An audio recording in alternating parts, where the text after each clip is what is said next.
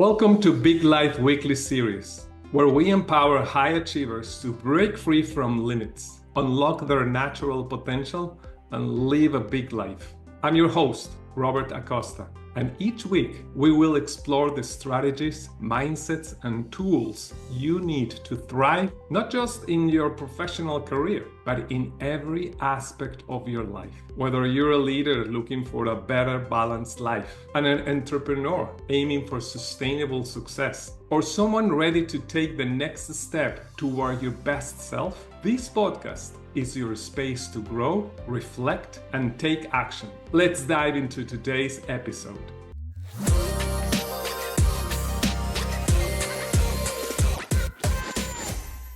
Hello, I'm Robert Acosta. I'm here with Alison Czarnietzki from Only by Midnight Consulting in Edmonton, Canada. Welcome, Alison.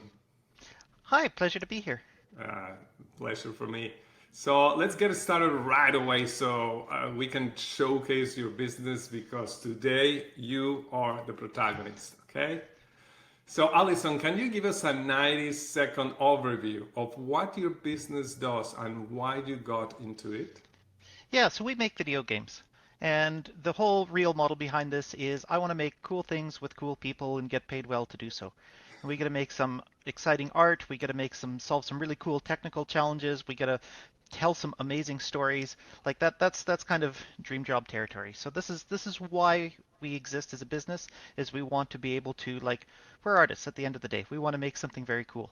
And then the consulting side, so we balance our in-house sort of piece where we have our own IPs, our own development, where we actually help others with basically tapping into our many years of experience. For example, I've got about 22 years experience in the space, and I'm really good at the agile sort of business processes. I don't just mean the buzzword, I mean going right back to kind of the original roots of agile. And so I can really help either build highly agile, effective teams, as well as highly effective performant software architecture. And then we also have a lot of experience on kind of like the intersection of art and technology and how to just make games effectively. And so we're very happy to kind of share that with our clients while then using those same skills for our in-house creations. So how do you start this way? How do you start this business and what was your passion to start this? Yeah, so I've been making games of one flavor or another for about 22 years professionally. The most of that time was spent in the serious game space, so think like a flight simulator, but for construction equipment, cranes. You can see a bunch of my trophies behind me here. Nice. And so we did a lot of that, and I loved it. Like these are big toys, the trainers are great, all of those things, but there's a lot of red tape, and so when COVID came around, the hobby project that I'd been working on with my wife at the time had grown enough roots, and it's just like, you know what? Let's do this. Let's just take that entrepreneurial plunge again, and let's make a business around this hobby project and get it out there. Maybe make some money on it, make it into something real, and then that turned into something we really enjoyed. We've had some revenue off that, and it's like, let's actually build a team. Let's get some funding, and the whole thing kind of snowballed from there. We brought in some really amazing people, and then we also found that, hey, other people are interested in our skills, and so we can balance some of the risks of like the work on a thing for 2 years and then sell it with kind of like working with other people who complement us, or we complement them. Right. Well, I can see that you do a lot of stuff, a lot of different things with different people. And of course, you're in video gaming, so just by the name of it, it has to be fun. But what do you enjoy the most about your work in the video game industry? I think it's the creativity and the you make something amazing, like on our current in-house project, Control Alt Deal. It's on Steam as well, wishlist appreciated. It's we can tell some really interesting stories. We can look at the idea of negotiation, the role that plays in business, the role that plays in life and human interaction, as well as like how AI, we're all going to be relating to AI and the AI in a box problem from like first person perspective. So like you get to play this little AI, and how would you try and escape this corporate internet by just being able to interact with a few people? That sort of story is fascinating, stimulating. I find it really interesting. And video games are this medium where you can be in the shoes of that. You can experience it. You can have an experience. And so to be able to craft those and share those with people is just, it's a inspiring art form. And so then how do we make a business that allows us to create art like that in a sustainable and profitable way? Yeah, so yeah, lots of creativity, lots of stories all around when you meet with other people that they want their story to be maybe to be in a video game or something like that. So how do you define success in the work you do? As how do you differentiate when you're just playing than when you really focus on your business and say, well, this was a successful business or this is a successful business because. That's a great question, and you see an awful lot of people in the video game space that are kind of hobbyists that are just they're creating something, and then to actually do it at a professional grade where you want to be able to sell it, where you want people to be able to buy it and have that revenue fund future development, that takes it on a different level, right? And so um, at the end of the day, success comes down to like some of the hard metrics like wish lists, like sales, some of those sort of pieces, community engagement, etc. And the efforts to make that success are things like you need to be engaged on marketing, you need to be engaged on social media, you need to budget and plan and figure out scope effectively. You need to be able to like really analyze your design and vet it against playtesting. On the client side, we're not as responsible for everything because we're not making an entire video game. We're usually focused on solving, say, like a very specific technical sort of piece. And so success is, have we managed to achieve everything that client wants in a way that is performant, stable, effective? Or if we're focusing more on the business side, are they happy with the processes and team that we've managed to set up for them? That's basically, yeah. Do we have a happy client or are we selling copies of our video game? Either one I would consider success. Right. Well, I'm just curious, what is the biggest problem or challenge you see in the video game industry and how you're solving them for yourself, your clients, and your referral partners?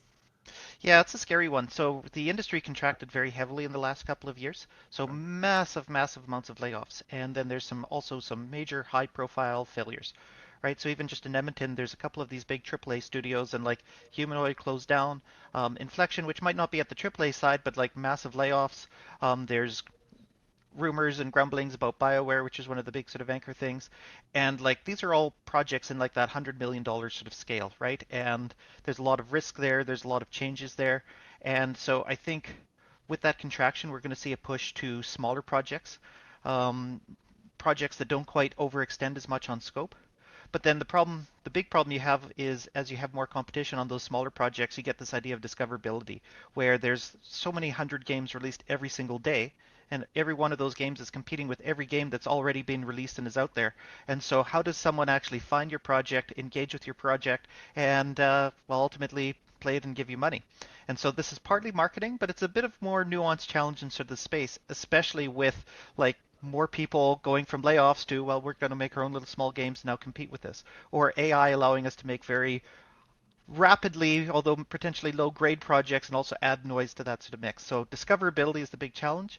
Our real solution to that is we're just trying to be smart on the marketing side and make sure that we make something that's quality, interesting, different, something that stands out.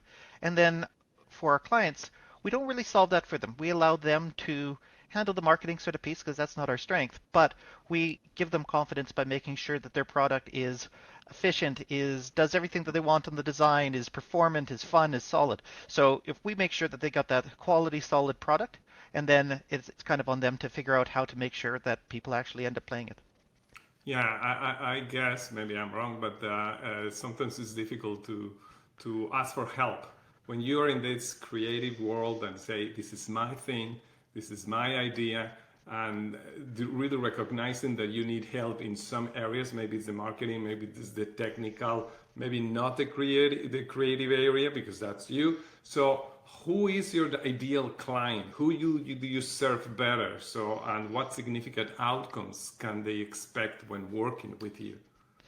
Yeah, the ask for help is interesting. We have our own network of people, especially on, say, marketing and some of these other sort of places, our business mentors, our advisors, people who can bring in to help with us.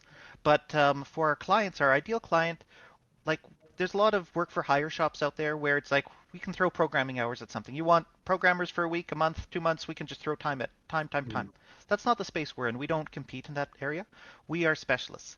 And so we take that client who's really interested in pushing kind of like a vision with like a very efficient agile team, willing to take a few risks on that sort of business process, willing to try and achieve something quite interesting. Maybe there's some big technical challenges there. Maybe there's some big sort of performance or not performance challenges on optimizing something.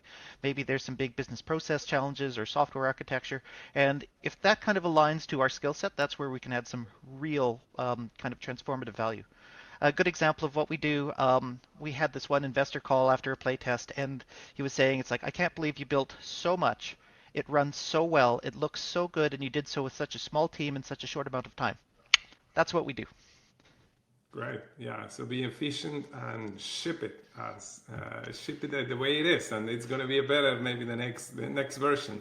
But Well, don't wait. getting it out there, getting it out there at that high quality without spending too much time Right. over massaging it and over polishing it, but also stable and complete. Yeah. And yeah, we can do some pretty cool things in that space. Great. Well, you know how nowadays more people are actively seeking solutions to achieve better outcomes. So, as you say, there's a lot of competition and a lot of ways to compare with others. So, what makes you unique in the way you help them achieve those outcomes? Yeah, that's an interesting one. So I would say that sort of specialist sort of focus. So we're very good at building and leading and being part of strike teams.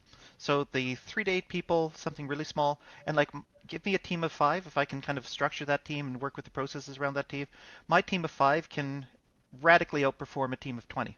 And we demonstrate this routinely. I've got plenty of receipts to show that. Now, we're not competing with a team of 50. We're not competing with a team of 100. At some point, an army can just outgrind a strike team. And I have no interest in being part of an army. I've seen that life. I've been part of that. I have zero interest, right? So that's sort of the AAA space in this where you have hundreds of programmers and $100 billion sort of projects. But in kind of that $1 to $10 million sort of scale where you have like 5 people on, say, the programming team and you want to be really lean, effective, everyone on the same wavelength, that's where we excel. And we excel in either leveraging that for our own products or helping either clients like either build those teams or refine those teams and maximize those teams to achieve their outcomes as well. That's amazing. I think in all those years that you've been doing this, you have had a lot of incidents or some fun some that maybe you can share with us. So, what's the strangest or funniest incident you've experienced while working with your video game business that you can um, share? I've got so many stories. I think I've got so many stories, and some of them not even safe for work, so I'll spare you and your listeners that. But there was one that was great. So we had this big demo, and I got to build, like, I had a blank check on the computer. So I got to go down to the computer store, buy the fastest computer money could buy to achieve this sort of thing.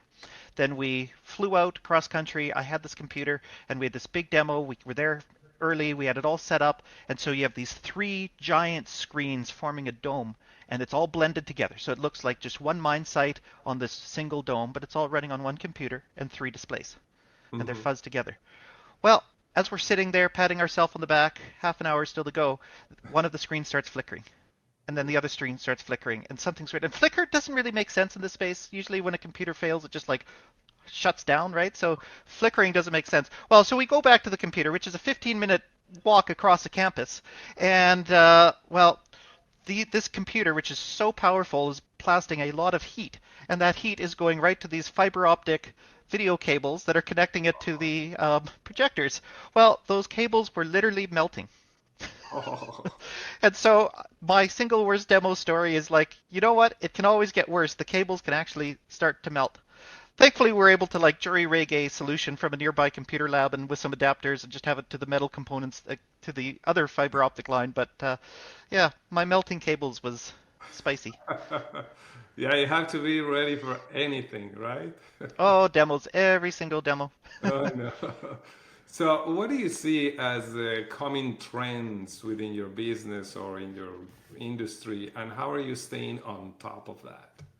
Yeah, so I think there's some really interesting trends around marketing and people engagement, and there's been a real big push for live service games, but people are finding that, well, players just don't have that much attention to like lock into all of these live service games at the same sort of time. So I think there's going to be a push back to smaller sort of scale scope sort of things, which is kind of the where we live in anyways. Um, There's also some other interesting trends like around AI, and like AI is very nuanced. I think there's some internal tool sort of development. I find it can be very powerful to augment a programmer. So we use it for our programming team.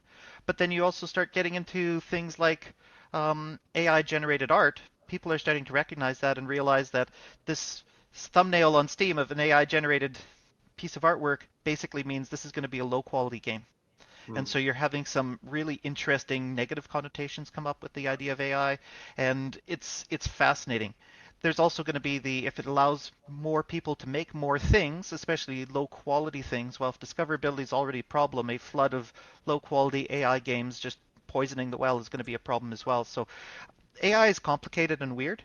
Um, one of the fun things about our current title, Control Alt Deal, is we get to explore some of this. So it's a game about AI made by humans, but so we're focusing on some of that. We're also like we have our we're connected to some of the AI space in gaming and some of these tools, and we're aware of what's going on. But yeah, I think AI is going to be changing a lot of the landscape for better or for worse. Yeah, well, having said that, I think one of the questions that comes to my mind is so, what advice would you give to someone that is just starting within the video game industry so they can really thrive and not contaminate this industry, as you mentioned some examples? Yeah, so I do a lot of mentoring, and so I work with students and kind of juniors and nascent businesses. So that's something that's I'm very passionate about, and it's interesting. It really depends on who they are and what sort of stage. I think one of the big ones that I sort of see to people just graduating is don't go and try and create a business directly. Like find some place you can learn and build up those skills. Like it took me 15 years before I was like, you know what, I'm now ready to like go out and start a business on my own. So I see a lot of these. It's just like I just graduated, I have no functional skills, and I'm going to start a business tomorrow. And it's just like that's probably not going to succeed. You also run into sort of things where like a lot of people are very hostile to AI, right? It's like I don't agree with this. I think it's soulless. I think blah blah blah blah blah. Great, those are valid opinions, and I share many of them. However, let's say force multiplier. I am a faster, more efficient programmer leveraging some of this AI tools out there. Now, I think there's certain things where if you have some junior who's just only learning how to do that, it makes them worse. I think like right now, those sort of tools in the hands of like a senior developer are probably your most effective mix. But like my advice to people starting out, or it's someone who's hostile to the idea of AI, I'd suppose, is get used to it because it's not Hmm. going anywhere and you're going to be competing with people who are using it. So I think Right. stuff like that, understanding those sort of tools, being part of that. And then the other big one is really consider like the holistic sort of approach to this sort of business. If you want to make games as a business, well, you're going to have to factor marketing, you're going to have to factor events, you're going to have to factor discoverability and all these things. You can't just be, I want to make something cool in my basement. Um, Yeah, well, I think that's great advice that you just mentioned. And you said that it took you 15 years just to launch your own business, really to learn and to fail, I guess. So, what is the so much biggest scar tissue. Yeah, yeah, for sure. So, what is the biggest failure or challenge that you have faced to this point in your life, and how has that shaped the way you do business? Well, I think the biggest lesson I've sort of learned on a lot of this is that bureaucracy and red tape can kill even the most well-made, well-considered, efficiently built project. And so, like, I hate corporate, and we had a lot of that. And it makes sense. I understand why bureaucracy and some of these things exist, but like we had this one training program where this training program needed a learning management system. There's hundreds of learning management systems on the market. We could have rolled our own, right? But it's like, no, we got to use the client's learning management system. It's custom, it's special, and it's going to be delivered in 2 weeks. Hmm. Well, this thing has been 2 weeks away for a better part of 6 years, and Wow. to the detriment of the product, right? And that's sort of just where it's like you can do your part perfectly, but ultimately this product will still fail because of the bureaucracy and the misalignments and that sort of stuff. And so that was a big driving force to go independent on this and just be like, we are going to make our own things. We're going to be able to practice what we preach, minimize that sort of. And then, like on the consulting side, a big part of what I do on the process bit is why are you doing that? If the answer is because this allows us to, I don't know, be in better communication with the backend team, great. That's awesome. Good answer. How can we make it do more of that, right? If the answer is because we should, Okay, well, what are you actually getting out of it? And oftentimes you just get this deer in a headlight look. And so maybe it's worth reevaluating a lot of that because there's so much and so many of these empty rituals that just degrade things. And so I'm all about how can we really get to the core of what allows the team to be efficient, what allows the team to be on the same page, and to kind of really minimize either internally or from external dependencies. Yeah, I say you've been through a lot, and you need to figure it out when you are embedded in noise that it's not useful, right? So, So often, right? so what would you say is the one thing that has been most instrumental in your success? Oh, there's a lot of little pieces, but I think the real big one is asking questions and being willing to ask some of those questions. Because when they teach you in school, you just answer questions. Yeah. When you get out into the field and they give you a ticket, you just answer that ticket. You just do that ticket. But the real art of being a senior developer is asking the right question. And whether that's on the programming side, whether like how do we actually want to solve some of this? Whether that's sort of on the design side, and it's like, what are we actually trying to achieve here? Right? Like maybe we don't even need that task. It's very easy to get all excited about like how do you solve the technical challenge of this task, but does that task even need to be solved in the first place is a very effective question. And then even on the business process side, it's like, what's this doing for you? A really good example is in a lot of companies that do agile, you have this concept of sprints. So you have like a 2 or 3 week sort of cycle where you have the sprint. The idea is you kind of get to a point, you're able to ship the game at that sort of product, and then you repeat. So the whole project is broken into these 3 week sprints. Well, I've seen one company where they have their board is named every sprint it gets a different name, right? And it's fun. It's like, oh, this time it's about cheeses or Star Wars or stuff like this, and it's great. But what's actually happening with these sprints? Well, we just move from one board to another and lose a couple of our tickets along the way. What's it gaining you? You have a process where you lose content every 3 weeks, and that's it. That's all you're getting out of it. Well, meanwhile, I've got a client project where it's like we don't have sprints. But every week we have a full internal playtest where we exercise our entire release process, where everything is kind of put together, where everyone on the team gets to see their work in context, where we also get a sample kind of emergent behaviors, see how people play together in a multiplayer game. So we get kind of that sort of feedback, all of these pieces. We have that soft deadline so everyone gets that push. Do we want to get this thing in order to see it in the playtest, all of these sort of pieces.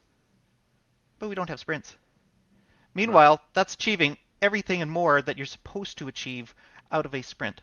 And so to me, it's about the idea of not doing something because you're supposed to, is really understanding what you get out of it and making sure that you're optimizing around that.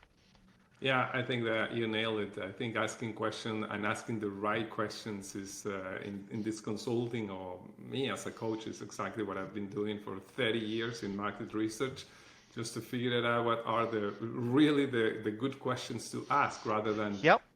so then you figure out what the real problem is or what problem do you want to solve in order to get to the result that you want and not just solving a problem because it's just in front of you, right? You can get rid of it if you don't need it. So Strongly agree. yeah, I agree too. So let's talk about the future. So what is the next growth area for you personally as a professional, as an entrepreneur, and for your business? Yeah, that's really an interesting one. And I think what I would like to see is like I really want to be able to keep making these awesome things with awesome people, but I want to start getting out of the in the trenches doing and more focus on kind of the mentorship and growth. I've been doing a lot more mentorship lately, and I find that that is just incredibly fulfilling. And so, how can we kind of leverage some of our skills and be less on the in the trenches and more how can we elevate those around us? And so that's something I find really inspiring. I think some of the other pieces is we really want to get our internal sort of piece up where it's like we're not dependent on external funding, for example. We can just kind of like keep that flywheel going. And I know that sounds an awful lot like a lifestyle business, but there's a couple nuances on that because it's like you look at like the sales revenue potential for some of these games and it can go very high. So theoretically, if we can just get kind of near that end, it can actually be quite profitable.